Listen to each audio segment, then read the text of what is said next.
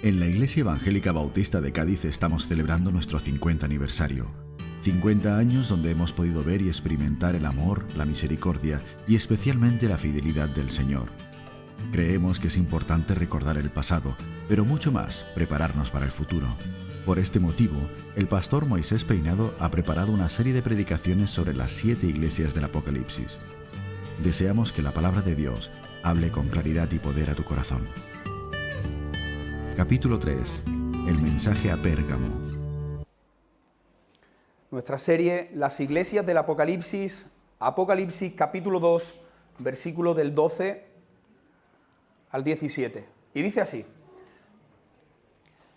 y escribe al ángel de la iglesia en Pérgamo, el que tiene la espada aguda de 2 filos, dice esto: yo conozco tus obras y dónde moras, donde está el trono de Satanás, pero retienes mi nombre y no has negado mi fe, ni aun en los días en que Antipas, mi testigo fiel, fue muerto entre vosotros, donde mora Satanás.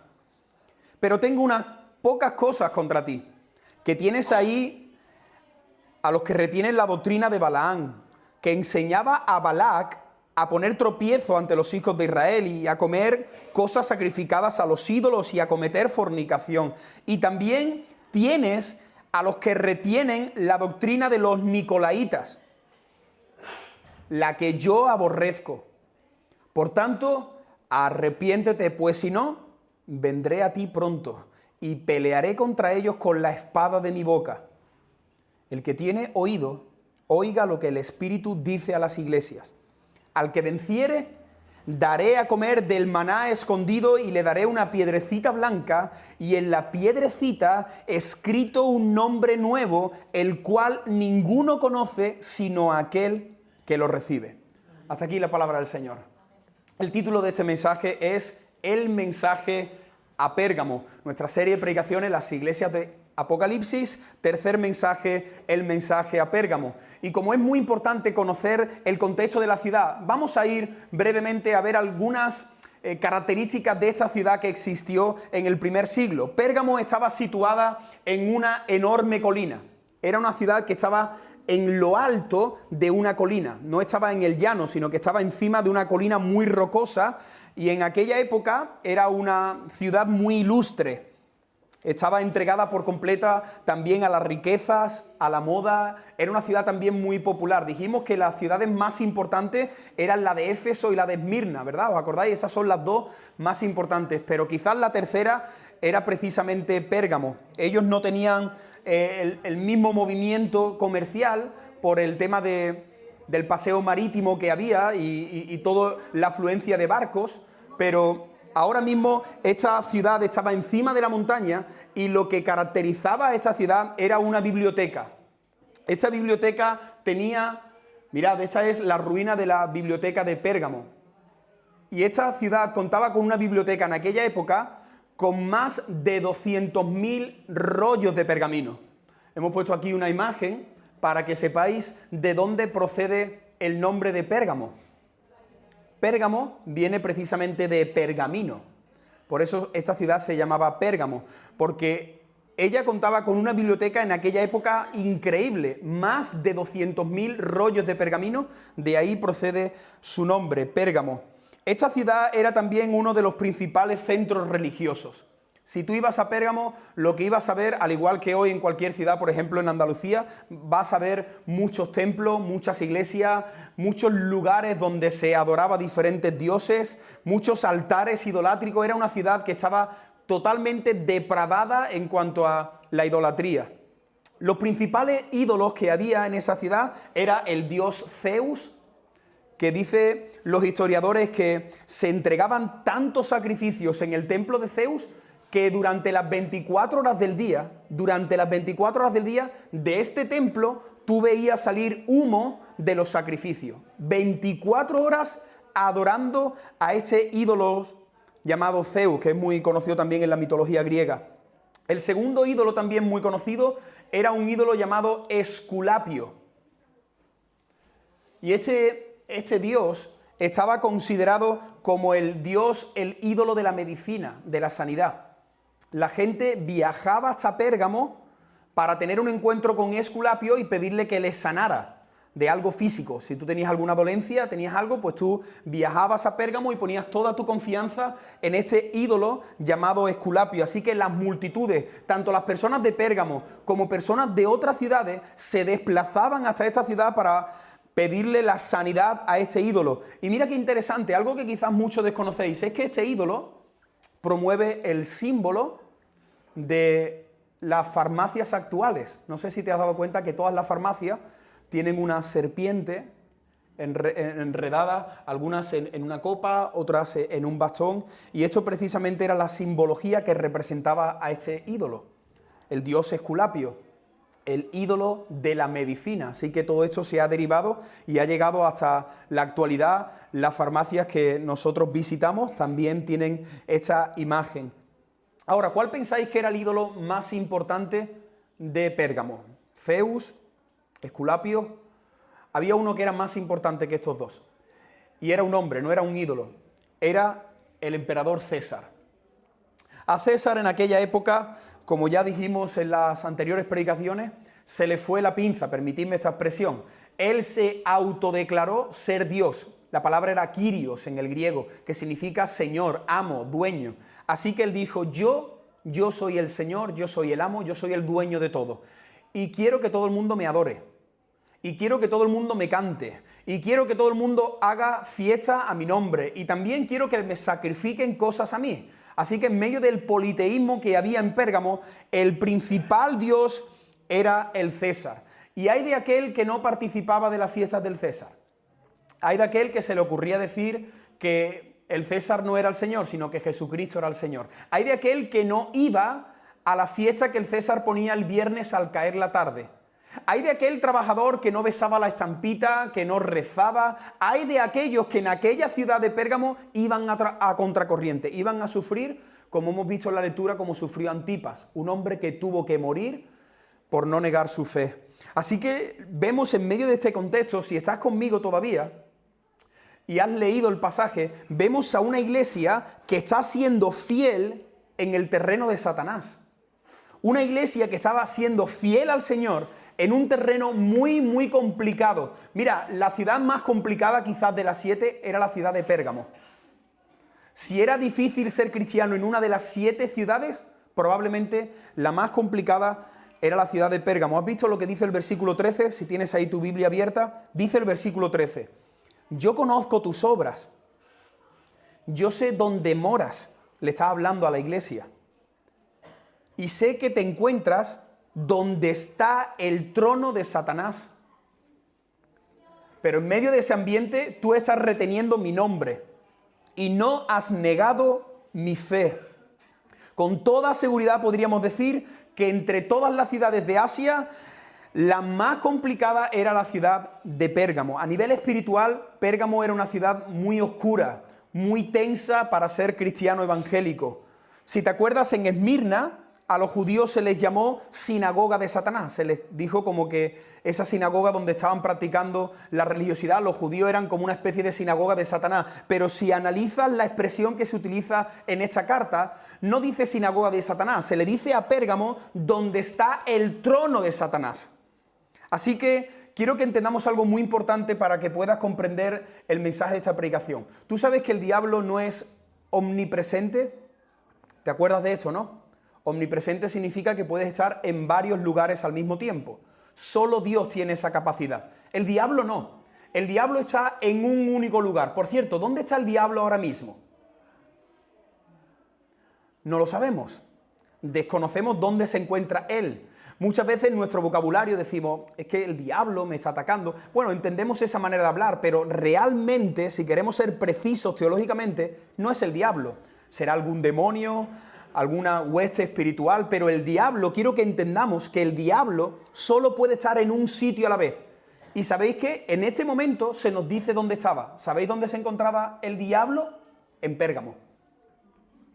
En Pérgamo el diablo puso su trono. ¿Lo entendéis?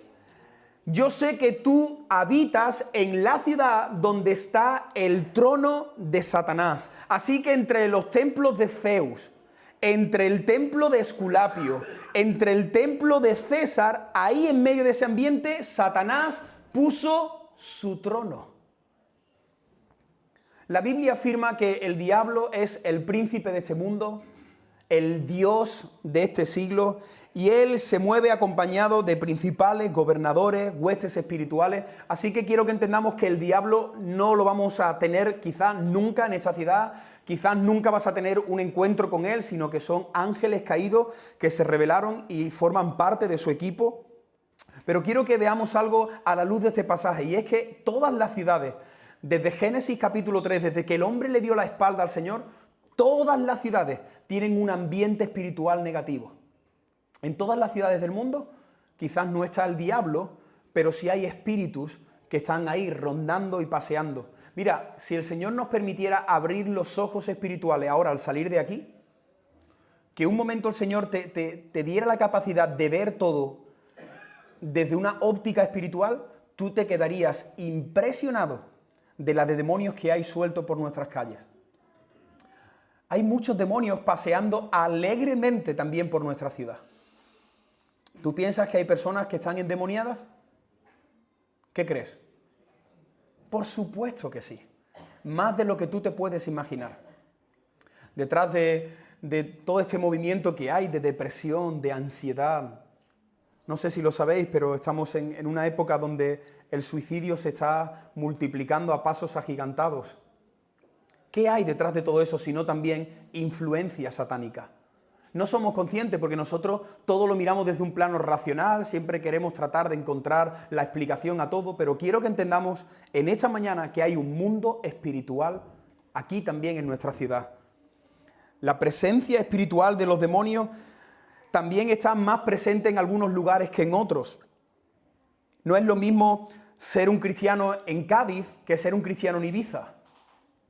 ¿Dónde crees que hay más ambiente espiritual negativo? ¿Qué piensas? Por supuesto. Igual que no es lo mismo ser en Ibiza que quizás en Las Vegas o que quizás en otras ciudades donde la libertad, el libertinaje, la promiscuidad, donde el pecado está corriendo a rienda suelta. Aquí en Cádiz, por supuesto, que hay un ambiente espiritual por todo lo que tenemos, pero hay en otros lugares donde hay más ambiente espiritual. Y no es lo mismo ser un cristiano en Éfeso que ser un cristiano en Pérgamo. Hay una gran diferencia. Por eso el Señor le escribe a esta iglesia diciendo, yo sé dónde tú estás, ¿eh? Yo sé dónde tú tienes la iglesia. Yo sé que en la ciudad de Pérgamo es difícil ser un hijo mío. Porque allí está el ambiente del diablo, él ha puesto allí su trono. Una pregunta, ¿qué sentía el corazón de Dios cuando él se asomaba desde el cielo y veía durante 24 horas humo salir del templo de Zeus? ¿Qué siente Dios? Diariamente, humo salir de un Dios pagano, de un Dios que no existe, que es mentira, pero la gente ponía toda su confianza y Dios viendo eso 24 horas al día. ¿Qué siente el corazón de Dios cuando todas las ciudades iban a buscar a Esculapio para que lo sanara? ¿Qué sentía el Señor cuando todo el mundo decía, César es el Señor? Yo creo que tenemos que reflexionar en esto, porque muchas veces no pensamos qué siente el corazón de nuestro Dios. Muchas veces, cuando escuchamos, cuando vemos, cuando participamos de cosas, en el último en el que pensamos es, ¿qué siente el corazón del Señor? Una pregunta, mira, he puesto aquí algunas reflexiones. ¿Qué siente el corazón de nuestro Dios cuando desde nuestras ciudades levantamos la bandera del aborto? ¿Qué siente Dios cuando ve una multitud saliendo a las calles defendiendo el aborto? ¿Qué siente Dios desde el cielo? ¿Qué siente Dios cuando todo el mundo, dentro y fuera de la iglesia ya, está atacando a la familia tradicional, hombre y mujer? ¿Qué siente el corazón de Dios cuando ve que todo el mundo está atacando a lo que Él estableció desde el principio? Por tanto, el hombre dejará a su padre, a su madre, se unirá a su mujer y serán una sola carne. ¿Qué siente el Señor cuando llamamos matrimonio a un montón de cosas que no son matrimonio? ¿Qué siente el Señor? ¿Qué siente el Señor cuando el hombre y la mujer rompen lo que Él unió? Lo que yo he unido, que no lo rompa el hombre. ¿Qué siente el corazón del Señor? ¿Qué siente Dios cuando ve al hombre en el terreno del machismo? ¿Qué siente el corazón de Dios cuando ve a la mujer en el terreno del feminismo? ¿Qué siente el Señor? ¿Qué siente Dios cuando ahora Él se va a asomar por el balcón y va a mirar a nuestro país y va a ver a un río de personas adorando un montón de imágenes? ¿Qué siente el Señor? Te lo voy a decir lo que siente el Señor. El Señor siente ira. Ira. Por supuesto que siente compasión, pero también siente ira. Cuando Dios miraba a la ciudad de Pérgamo, Él sentía ira. Cuando Dios ve ahora que hay un montón de personas que están poniendo su confianza en una escultura creada por las manos de un hombre, Dios se aira contra la idolatría. La Biblia dice, por su misericordia no hemos sido consumidos. Por su misericordia nosotros no hemos sido consumidos. Cuánta gracia, cuánta paciencia, cuánta misericordia tiene Dios cada día con el ser humano. Cada día, hermano. La Biblia dice que sus copas de ira ya están preparadas y a punto de rebosar para ser derramadas precisamente sobre el planeta Tierra. Pues los creyentes que recibieron esta carta se encontraban precisamente en la ciudad donde Satanás había puesto su trono. Así que imagínate cómo era el ambiente y las semanas de nuestros hermanos en Pérgamo. ¿Tú te imaginas lo difícil que era ser cristiano en Pérgamo? Donde estaba el trono de Satanás en medio de un terreno tan hostil. El diablo había construido ahí su parcela, había puesto su casa, había levantado su trono.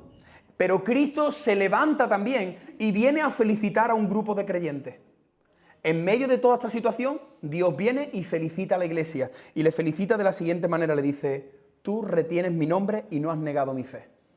En medio de tanta idolatría, en medio de tanta corrupción, yo vengo a felicitaros porque vosotros estáis reteniendo mi nombre y no estáis negando mi fe. En medio de un terreno que había sido conquistado por el diablo, Dios plantó su iglesia. En medio de un ambiente tan oscuro, de tanta tiniebla, Dios tenía la luz y la sal de su iglesia.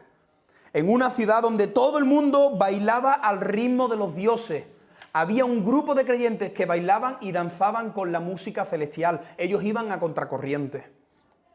En una de las ciudades más oscuras de toda Asia, Dios contaba con un candelero encendido que brillaba para la alabanza de la gloria del nombre de Dios. En medio de la presión social, en medio de la presión espiritual y a pesar de las propuestas y de las tentaciones que el diablo cada semana les ponía en bandeja, aquí había un grupo de creyentes en Pérgamo que retenían el nombre y la fe de Jesucristo. Permitidme que aplique todo esto que estamos viendo. Hermanos, mira, gracias al Señor, nosotros no vivimos en Pérgamo. Gracias al Señor, de momento, nosotros no tenemos que sufrir como están sufriendo otros creyentes. Pero no tenemos que olvidar que en medio de la situación que estamos atravesando en el siglo XXI, nosotros también tenemos que retener el nombre del Señor. Nosotros también tenemos que ser fiel a nuestra fe. En medio de todas las tentaciones que el diablo nos ofrece diariamente, Dios quiere que aquí en Cádiz haya un pueblo que no doble sus rodillas. Dios quiere que aquí haya una iglesia que vaya a contracorriente en medio de esta sociedad tan perversa en la que nos está tocando vivir. Yo soy de los que personalmente pienso que según vayan pasando los años, la cosa se pondrá peor. Es mi opinión personal. Yo no creo que con el paso del tiempo la cosa cambie para mejor, creo que al contrario. La Biblia dice: hallará fe el Hijo del Hombre cuando venga a la tierra, y en los últimos tiempos a lo bueno llamarán malo, y a lo malo llamarán bueno. Quizás en el momento que tú y yo estamos viviendo, ¿qué oposición has tenido tú para venir a la iglesia hoy? El aparcamiento, Moisés, el aparcamiento, de verdad, es que el aparcamiento... Otra más. Pues nada, que es que mi familia no es creyente y antes de yo salir he discutido, se han burlado de mí.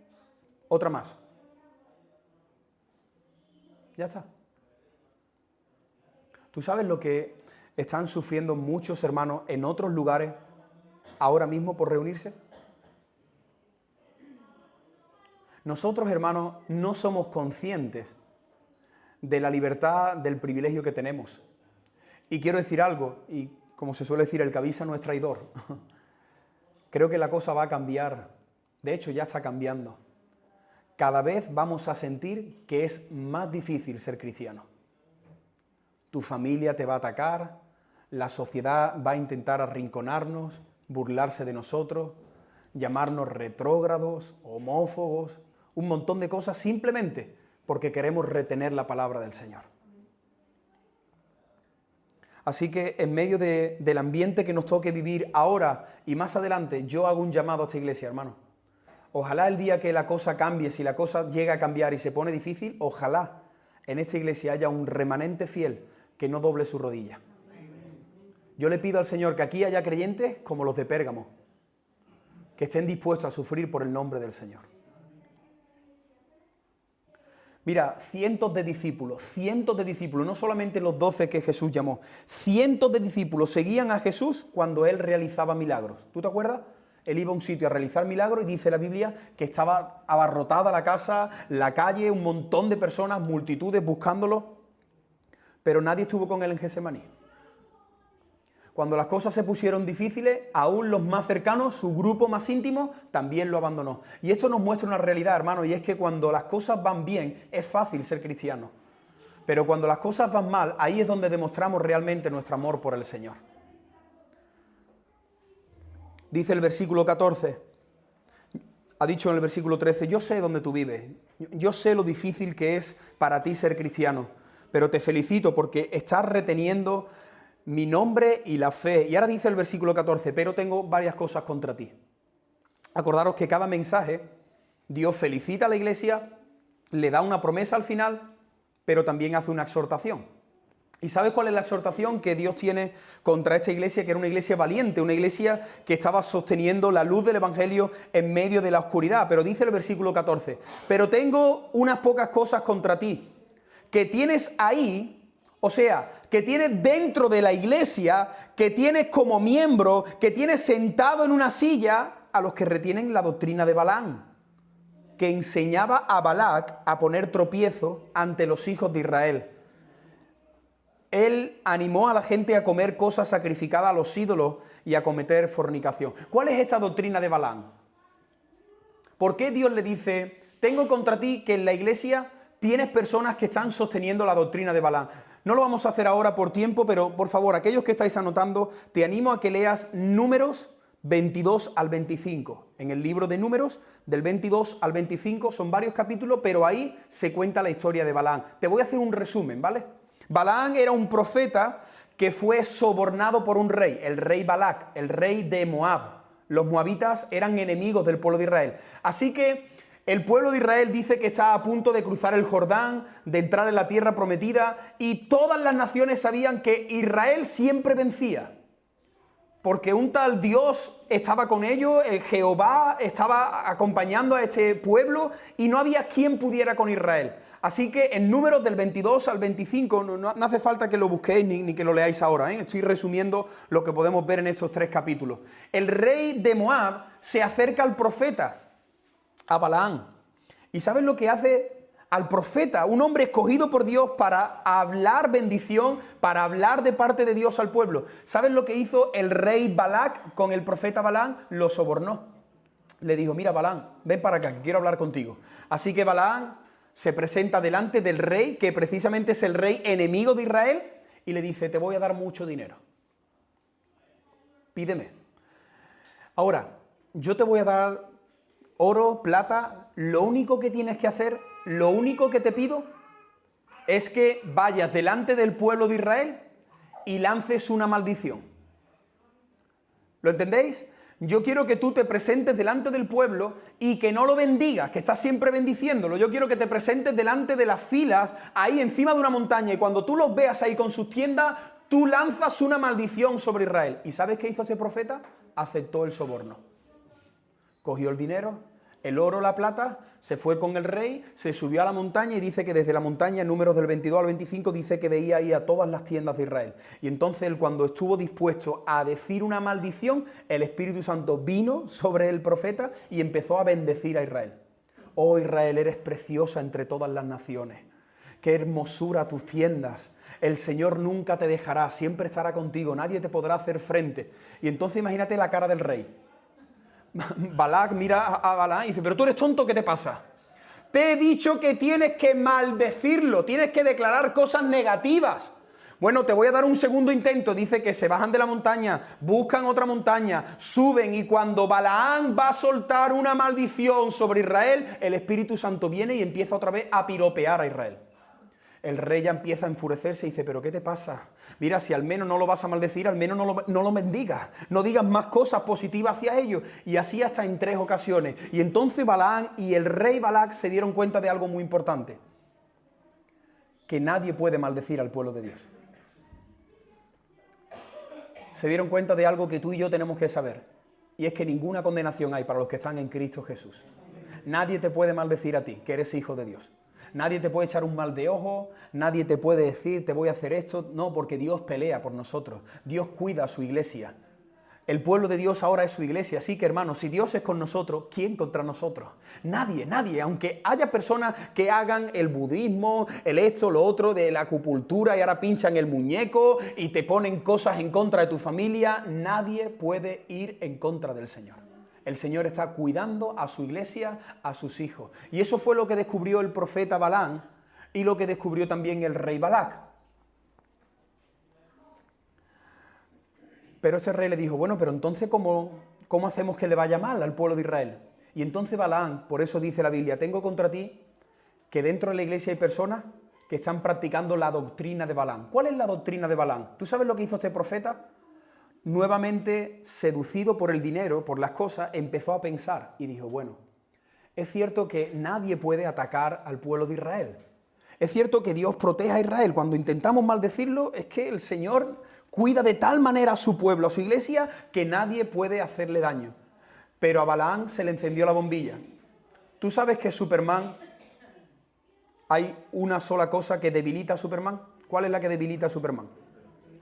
La kriptonita.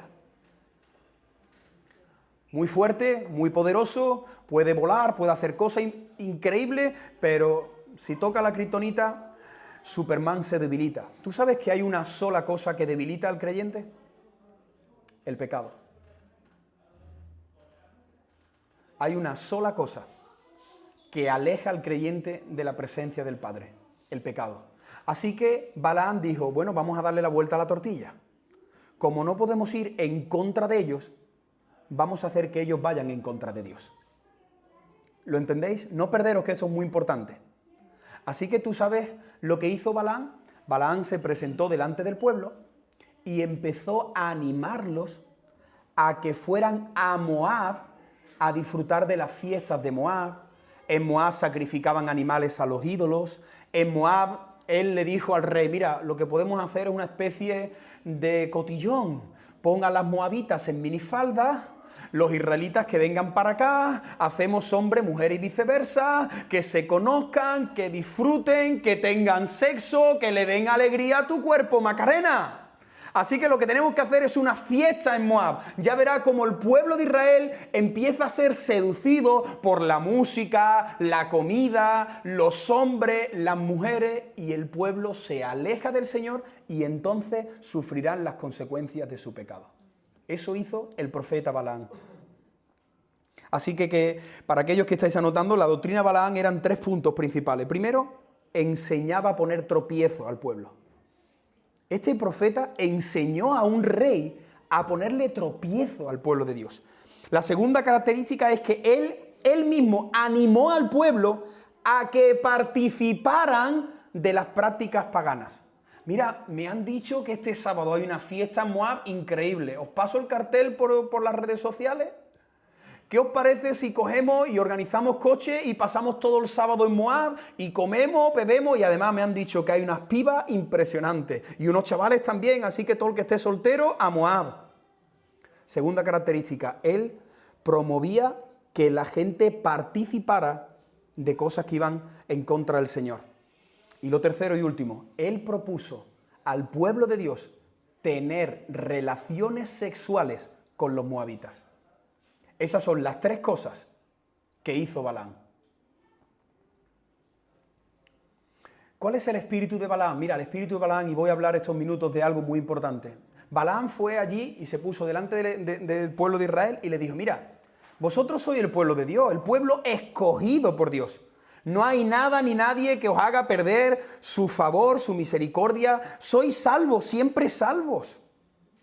Así que podemos hacer algunas cosas, da igual, el Señor siempre va a estar contigo. Su misericordia es nueva cada mañana, da igual, tú puedes deslizarte un par de fines de semana y luego siempre puedes regresar a la casa del Padre. Así que no pasa nada.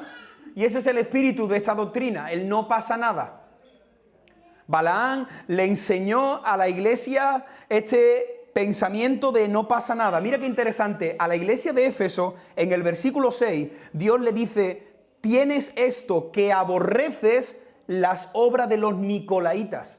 Pero en el versículo 15, hablando de Pérgamo, dice, tienes a los que retienen la doctrina de los nicolaitas. Mira, al final, la doctrina de Balaam y la doctrina de los nicolaitas es la misma. Se resume en libertinaje y permisividad. Cuando Dios le dice que tienes ahí en la iglesia a los nicolaitas y a los que sostienen la doctrina de Balaam, lo que está diciendo es, mira, dentro de tu iglesia tienes a personas liberales. Dentro de la iglesia tienes personas permisivas. Así que, ¿sabes qué es lo que sucedió en Pérgamo? Que había un grupo de creyentes dentro de la iglesia que decía, no pasa nada, que el César hace una fiesta. Nosotros los creyentes vamos a la fiesta del César. No pasa nada. Vamos, participamos, han puesto tapas a 1,50 € y luego nosotros nos volvemos a nuestra iglesia. No pasa nada. Eso había dentro de la iglesia. No pasa nada que comamos comida sacrificada a Zeus. Sacrificaban comida a Zeus y luego todo el mundo la comía. ¿Tú sabes lo que estaban haciendo los creyentes de Pérgamo? Ir a la fiesta de Zeus y comer la comida sacrificada a Zeus. No pasa nada, mira, si te duele mucho la espalda, si te duele mucho la rodilla, no pasa nada, ve al dios Esculapio, que yo he escuchado que ha sanado a mi prima. Así que tú también tienes que ir porque no pasa nada, todo el mundo va a Esculapio. Así que muchos creyentes de Pérgamo iban también a visitar a Esculapio. No pasa nada, mira, ¿a ti qué te gusta? ¿Una chica de Pérgamo? Sí, me encanta. Únete a ella y te casas. No pasa nada. ¿Ella te respeta? Claro que me respeta. Ella sabe que yo soy cristiano evangélico y ella le gusta al dios Zeus, pero ya está, pero nos respetamos y yo voy a intentar trabajar con ella porque seguro que la convierto. Así que me voy a unir a ella y me caso. No pasa nada. ¿Te suena esto de algo? Todo esto era el ambiente que había en Pérgamo. Por favor, iglesia, prestad todo el mundo mucha atención a lo que voy a decir ahora. Hoy día en nuestras iglesias hay muchos líderes y muchos cristianos que viven bajo la doctrina de Balaam y de los nicolaitas. Muchas personas, muchos creyentes liberales y permisivos. Yo he estado con algunos creyentes que al terminar la reunión se han puesto ahí a beber y a beber y a beber y han sacado su cigarrito y no pasa nada. Y entonces dicen tonterías como que Spurgeon fumaba en pipa y que... Ya, pero es que mi ejemplo no es Spurgeon, mi ejemplo es Cristo Jesús. Un montón de creyentes liberales que viven con el pensamiento del no pasa nada. No pasa nada, que viene el carnaval a la calle con mi niño disfrazado y no pasa nada. Ah, sí, no pasa nada, ¿no? Una fiesta pagana y un creyente participando de una fiesta pagana, pero no pasa nada. Mira, yo visto como me da la gana, porque todo el mundo viste así, así que yo también voy a vestir así. No pasa nada con la manera de vestir, tanto un hombre como una mujer. La sensualidad, todo lo que esta sociedad está tratando de imponernos, no pasa nada. Los creyentes también participando de esa moda. Que viene Halloween, pues no pasa nada. Es una fiesta, vestimos al niño un momentito de zombie, de muerto, y mañana le lavamos la cara. No pasa nada. Que te invitan a una fiesta de una virgen, Que en tu ciudad hacen algo para un santo, pues no pasa nada. Tú vas allí, te pegas el baile, te pegas ahí un baile, come tu tapita y te vuelves a casa. No pasa nada. Eso está dedicado a una virgen, pero no pasa nada que yo vaya. Hombre, tampoco vamos a ser tan radicales. No pasa nada que me una a una persona no creyente. ¿Cuántas personas creen eso? Es que no pasa nada, es que me respeta, es que me quiere, es que es una bellísima persona. No pasa nada. No pasa nada si comemos y bebemos en exceso. No pasa nada. Hay algunos jóvenes que me dicen, no pasa nada, que yo de vez en cuando pues bebe y vaya con mis amigos a la discoteca. No pasa nada. Mira, que falto un par de domingos al mes. No pasa nada. No pasa nada si llevo días sin leer la Biblia. No pasa nada si hace tiempo que he dejado la oración. No pasa nada si estoy viendo una serie que es mi serie preferida, pero hay escenas de sexo. No pasa nada. Y muchos creyentes, tristemente, dentro de las iglesias viven con ese pensamiento. No pasa nada, no pasa nada. ¿Y sabes qué es lo que pasa? No pasa nada en tu vida. Ahí sí que no pasa nada. Ni hay gozo, ni hay presencia de Dios, ni Dios te está revelando nuevas cosas, ni tienes dominio propio sobre tu carácter. Ahí sí que no pasa nada. Y hermanos, sí que pasa. Cuando nosotros le abrimos la puerta al libertinaje, sí que pasan cosas. Lo primero, y es lo que quiero que entendamos al principio de la predicación, es qué siente el corazón de Dios. Porque yo no quiero que caigamos en un terreno de legalismo, no se trata del legalismo. Se trata de pensar, ¿qué siente Dios al verme en este terreno? ¿Qué siente el corazón del Dios 3 veces santo cuando ve a su iglesia en estos charcos? La Biblia dice, sin santidad, nadie verá al Señor. Ya, Moisés, pero ¿y la gracia? ¿Y la elección? ¿Y si yo soy salvo, siempre salvo? Sin santidad, nadie verá al Señor. Moisés, pero tú ya has dicho que aquel que es creyente va a ser creyente. Sí, lo que tú quieras, pero que una cosa no quita la otra. Y que como no vivas en santidad, no vas a ver al Señor. No sea que te quedes en el terreno de esa gracia barata, como dice Bonhoeffer. No, la gracia, y entonces el Señor me ha salvado y yo puedo... Ten cuidado. No sea que al final te lleves una sorpresa. Porque la Biblia dice que sin santidad nadie verá al Señor. Y nosotros tenemos que ser una iglesia como Pérgamo, que viva en santidad. Y vivir en santidad cuesta, hermano. Porque vivimos en un mundo donde la gente ensucia sus vestidos con mucha facilidad. Pero la iglesia es la novia de Cristo. Y la iglesia tiene que ser una iglesia limpia, sin manchas, resplandeciente. Tenemos que tener cuidado donde nos metemos. Tenemos que tener cuidado qué hacemos con nuestras vestiduras espirituales. ¿Y sabes lo que le dice el Señor? Mira, tengo contra ti que dentro de la iglesia tienes personas liberales. Y entonces el Señor le hace un llamado, que es el llamado que nosotros tenemos que hacer a las personas de esta iglesia y a cualquier persona que esté escuchando esta predicación y sea un poco liberal o bastante liberal. ¿Sabes lo que tienes que hacer? Arrepiéntete. Dice el versículo 16, arrepiéntete. Si quizás estás confundido, si esta sociedad te está haciendo dudar de la verdad del Señor, arrepiéntete. Dile al Señor, Señor, perdóname porque estoy diciendo sí a cosas que tú dices no. Señor, perdóname porque estoy practicando cosas que tú aborreces. Señor, perdóname porque estoy en sitios donde tú jamás estarías.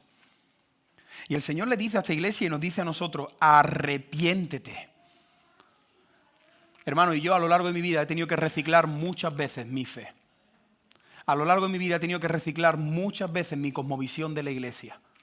Porque es muy fácil y hoy día lo que se lleva es que seamos iglesias liberales. Donde todo el mundo pueda entrar, pero el Señor no esté. El que tiene oído, oiga lo que el Espíritu dice a la iglesia. Y si es el Espíritu Santo, no Moisés peinado, si es el Espíritu Santo el que está diciendo esto a la iglesia, cuidemos nuestras vidas en santidad. Cuidemos nuestra iglesia en santidad, hermano. Porque el mundo está golpeando con toda su fuerza a la iglesia. Y termina este mensaje con una promesa. Dice el versículo 17. El que tiene oído, oiga lo que el Espíritu dice a la iglesia.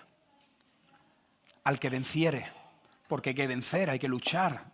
El cristianismo no es estar tumbado en tu sofá, el cristianismo es pelear. Por eso dice al que venciere, al que luche, al que vaya contracorriente, a ese yo le daré a comer del maná escondido.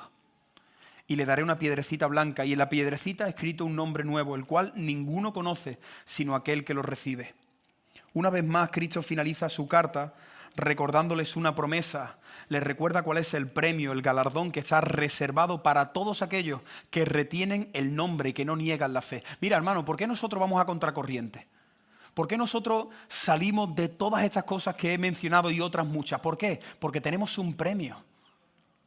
¿Por qué el atleta se abstiene de muchas cosas? Porque está sacrificando su vida para obtener el premio. Nosotros de la misma manera, nosotros luchamos, nosotros corremos, nosotros avanzamos y nos esforzamos porque nos espera una fiesta que es eterna. Mira, yo me pierdo fiestas aquí en Cádiz. ¿Sabes por qué? Porque quiero la fiesta del cielo. A mí a veces digo, ostras, que me gustaría estar en esa fiesta, pero es que allí no pinto nada. Allí el Señor no pinta nada. Así que me guardo, mi corazón le encantaría estar ahí, pero me guardo porque me estoy reservando para una fiesta mejor, que es la fiesta del cielo. El creyente está dispuesto a no saborear las tentaciones, porque las tentaciones saben muy ricas. El sexo, la marihuana, el alcohol, la popularidad. Al principio todas las tentaciones vienen con un sabor atractivo, luego te enganchan y te condenan y te esclavizan, pero al principio el diablo te ofrece algo muy sabroso. Pero ¿tú sabes por qué nosotros le decimos no a las tentaciones de este mundo? Porque nosotros creemos que la plenitud de Dios está en su presencia y delicias hay a su diestra para siempre, como dice el salmista. ¿Por qué nosotros le decimos no a los sabores de este mundo? Porque nos estamos guardando para el sabor que hay en el cielo, que es Cristo Jesús.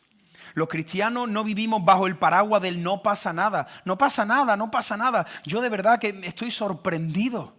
Hablo con un montón de creyentes en diferentes lugares y hoy día el pensamiento que predomina es no pasa nada. Ahora, cuando me escuchan a mí, pues entonces tú eres un radical, tú eres un legalista, pero tú de qué siglo has salido, pero tú te crees de verdad que la Biblia dice eso. Qué antiguo eres, tenemos que modernizarnos, tenemos que coger la Biblia y contextualizarla. Y entonces al final le estamos abriendo la puerta al no pasa nada. Y me doy cuenta que esas personas que viven así en ese no pasa nada, cuando analizas su vida, la profundidad de su relación con el Señor, ahí realmente sí que no pasa nada. ¿Por qué nosotros nos guardamos, hermano? Porque hay un maná que está escondido, que es Cristo. Dice, al que venciere, a ese le daré yo del maná escondido. Ahora, ¿qué es esto del maná? Pues mira, Juan 6:33 y Juan 6:35, ¿qué es el maná? El pan de Dios es aquel que descendió del cielo y da vida al hombre. ¿Cuál es ese pan que le da vida al hombre? Cristo. Juan 6:35 dice, Jesús les dijo, yo soy el pan de vida. El que a mí viene nunca tendrá hambre. Este mundo te ofrece un montón de comida que no sacia, pero el maná escondido es Cristo. Cristo más nada es igual a todo. Cristo es suficiente. Come a Cristo, disfruta de Cristo, engánchate a Jesús. Cristo es suficiente en medio del siglo XXI, del XXII y de todos los siglos. Él es el maná escondido. Y el Señor dice, este es el pan de Dios que ha descendido del cielo, que le da vida al hombre. Jesús dijo él mismo, yo soy el pan de vida, el que a mí viene no tendrá hambre jamás. Quiero terminar diciendo, bueno, hemos visto que es este maná, el maná es Cristo, pero ¿qué simboliza la piedrecita? Te resumo lo que estamos viendo. Hay una iglesia en medio de oscuridad que está brillando, pero el Señor le dice, mira, está muy bien, estáis yendo a contracorriente, pero el problema lo tenéis dentro. El problema es que dentro de vuestra fila hay personas que sostienen la doctrina de Balaam, de los Nicolaitas, hay gente que está enseñando a la iglesia, no pasa nada, no pasa nada, no pasa nada, así que arrepiéntete. Si te arrepientes, si sigues viviendo en santidad, yo te voy a dar el maná escondido que es Cristo y te voy a dar una piedrecita blanca. ¿Qué es esto de la piedrecita blanca? He leído mucho sobre la piedrecita y no hay algo definitivo, ¿no? Parece que hay una especie de misterio que vemos ahí en la Biblia. Hay muchos comentarios, muchas opiniones, pero vamos a ver al menos 5 significados que tiene la piedrecita blanca. Por favor, si estás anotando, apunta estos 5 significados que te pueden salvar la vida. 5 significados que representan esta preciosa piedrecita blanca. En la Biblia solo aparece en 2 textos. Uno es en Apocalipsis, el que acabamos de leer, y el otro es Hechos, capítulo 26, versículo 10. Estas son las 2 veces que aparece la mención de la piedrecita. ¿Qué dice Hechos 26, 10? Dice, Pablo está hablando, no solo encerré yo en cárceles a muchos de los santos, sino que deposité la piedrecita en contra cuando los mataban.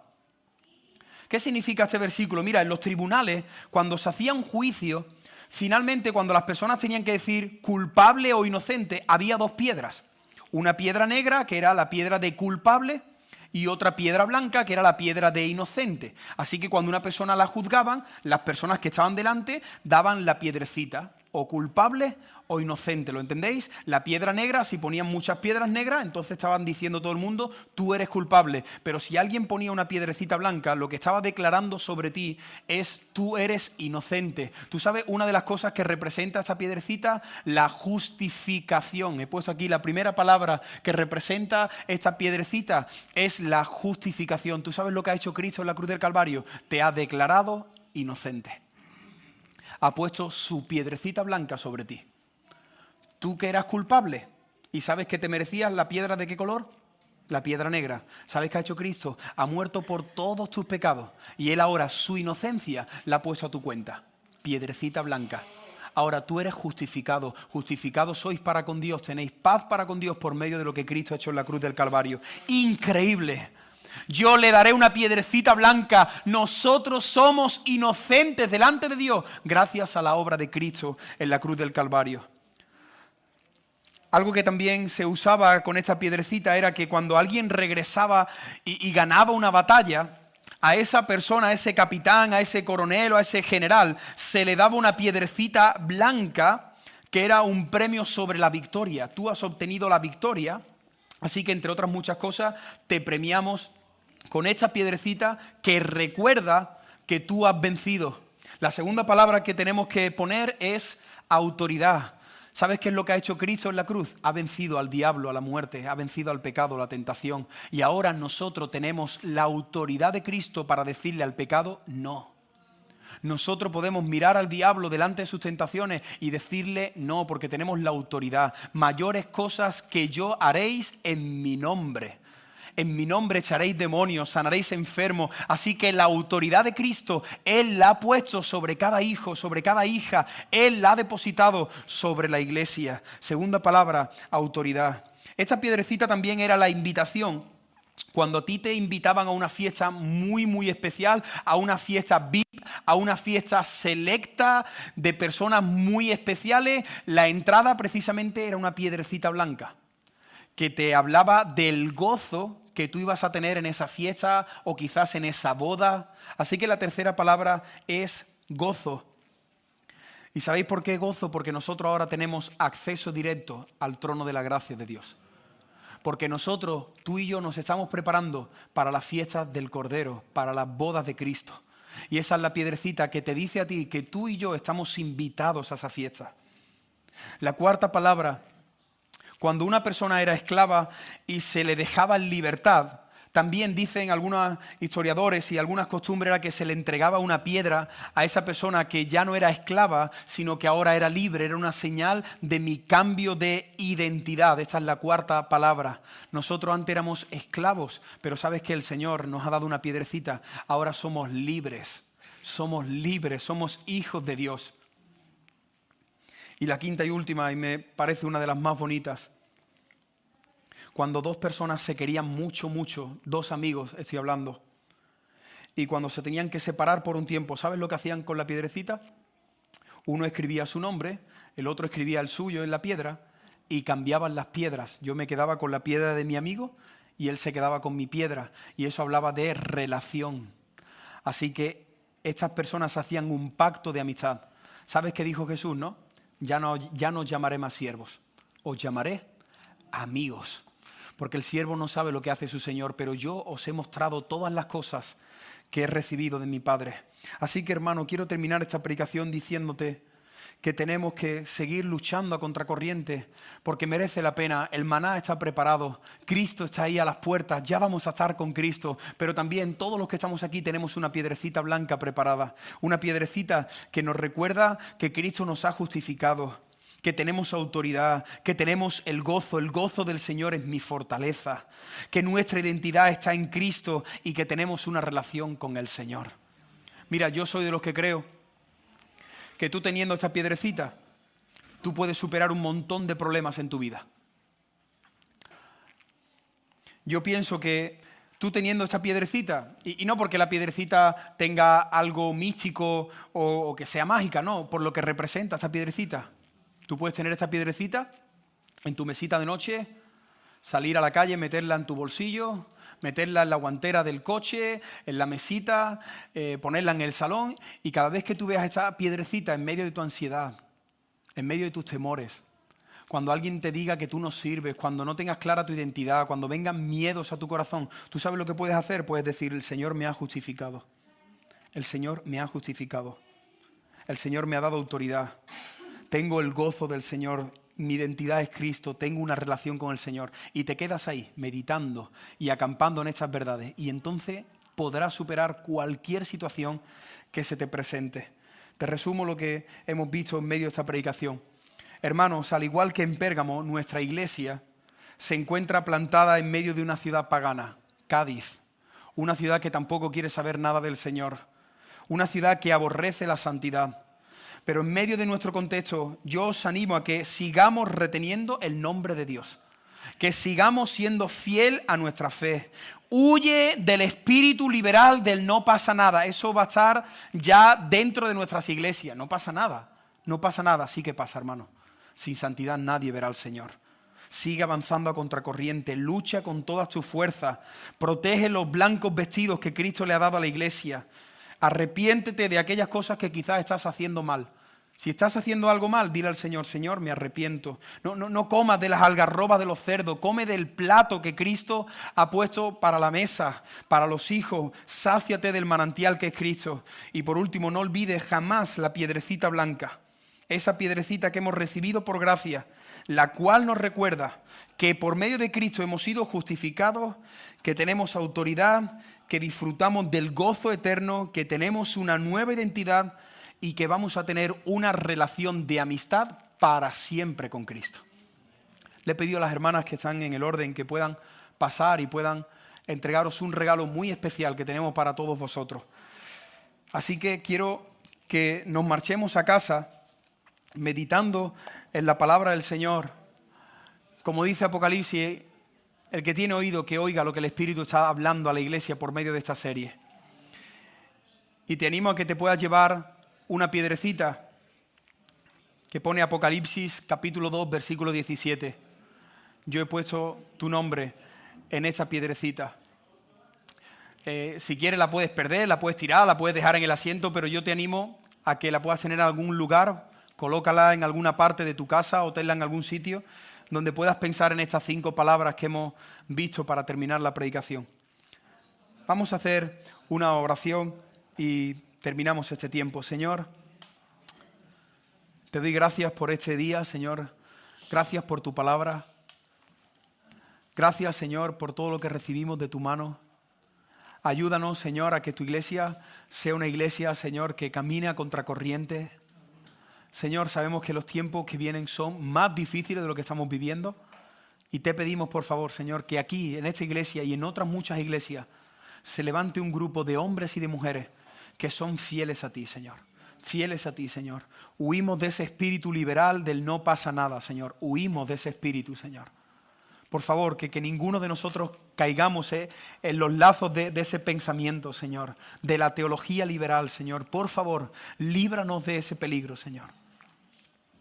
Y que podamos regresar a casa con esta piedrecita, Señor, que dentro de poco estaremos delante de ti, Señor, y entenderemos, Señor, y comprenderemos todo el misterio que tiene esta misteriosa piedrecita, pero que nos recuerda cosas tan bonitas y tan especiales como la que hemos visto en este mensaje, Señor. Gracias por todo, Señor. Te amamos, te bendecimos, Señor.